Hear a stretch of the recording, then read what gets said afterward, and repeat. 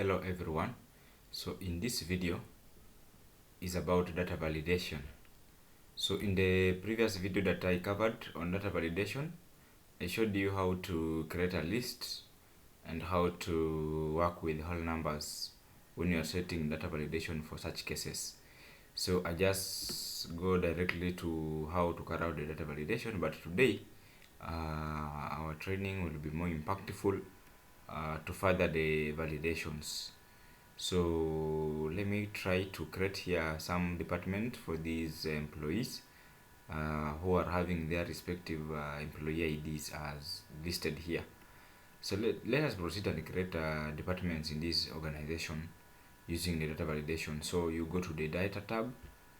Under the data tab, you now go to data validation. So under data validation drop down, you can see a lot of options here. We have data validation, we have circle invalid data, and clear validation circles. So we are going directly to data validation. So under data validation here, we said in the previous video about data validation, in settings, to allow any value, you click under this drop down, you select list, then you provide the list of departments that you may have in your organization. So for example, we usually have administration.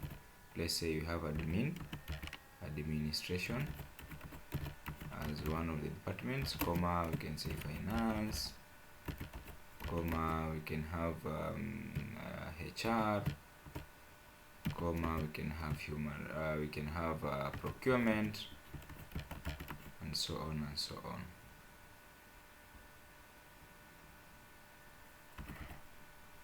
So yeah, and so on and so on. The list may be as many as possible. So let's end with the ICT. So one of the departments. So that is a list I'm creating in cell C2.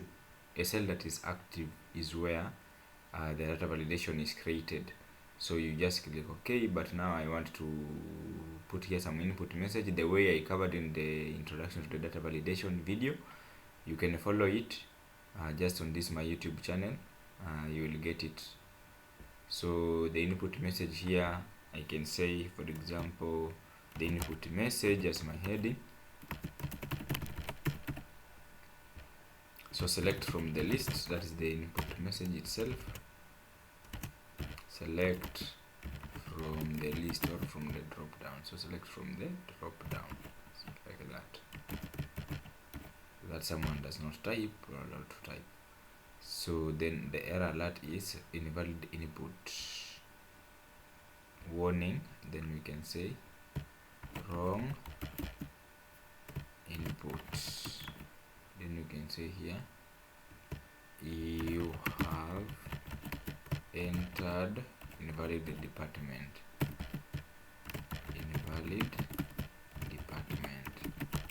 Or you can even say the department does not exist. So from there you just click OK, and that validation will be created in the cell C2. So you can apply it to the remaining cells using the autofill. We also covered in Microsoft Excel basics video, we covered how to carry out autofill. So I have applied all that to all these cells in this column C. So for example, here when I enter department that is not in the drop down, you can see here the input message is telling me select from the drop down, and maybe I happen to enter a department that is not in the drop down. For example, I may have a department maybe known as registry. Registry. So when I try to type that and is not in the drop down, so I'll get a warning. So when I try to move out of this active cell, I'll be told wrong input. The warning now, you have entered invalid department. So you can just correct that, no problem. Department, do you want to continue? If you say no, it will provide you an option of skipping that. But if you say continue, it will allow you to make that entry an entry. But at the end of the program, I'll show you how you can still realize some values that have been forced to be entered if they are not supposed to be in that entry as an entry. That is the essence of data validation. So let me say in this case I say yes, it will accept because I have forced it to accept it. But now let me say for the remaining cases I select from the drop downs. So I select from the drop downs for each of these. Let me say here I select ICT, and then here I select procurement, and maybe this one I select again finance or administration, something like that. And here I can select HR, then I can finalize with ICT. So this is how we create a validation for letters, or we can call them strings, or we can call them letters, or list. So we have created for the department. This one can happen for some variables such as gender, marital status, and so on and so on. So you can apply to as many variables as possible while dealing with your data set. So it's a kind of not limiting, limiting the entries that are not to be supposed to be part of the data to be keyed in.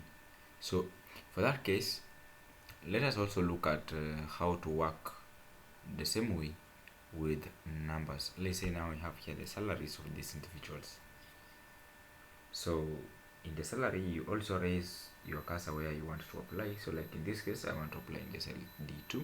So I'll go to data, then under data validation drop down, I'll just select data validation. So in the any value under settings, any value you change to whole numbers, just change it to whole numbers, and then from there you can now say the minimum value. Like maybe in this organization the lowest a person can get a salary is maybe, let's say 20,000, and the maximum is, let's say 150,000. So to avoid the extra zero entries or less zero entries, that's why you require this validation when it comes to numbers. So under the input message, you can just do the same as we did for the last example we looked at for the department. So input message, then the input message here, you may write that the salary ranges between 20,000 and 150,000. So that this one is also helpful for an individual whom you may send to help you with the role, may get those input messages and help him or her understand what is supposed to be done at what point.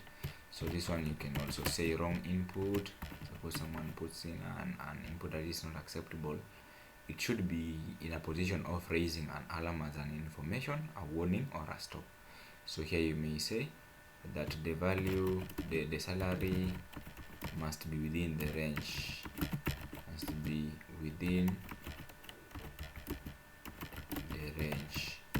just that, and then you click OK, and then now you drop this to the end. So you'll have applied the drop to this end.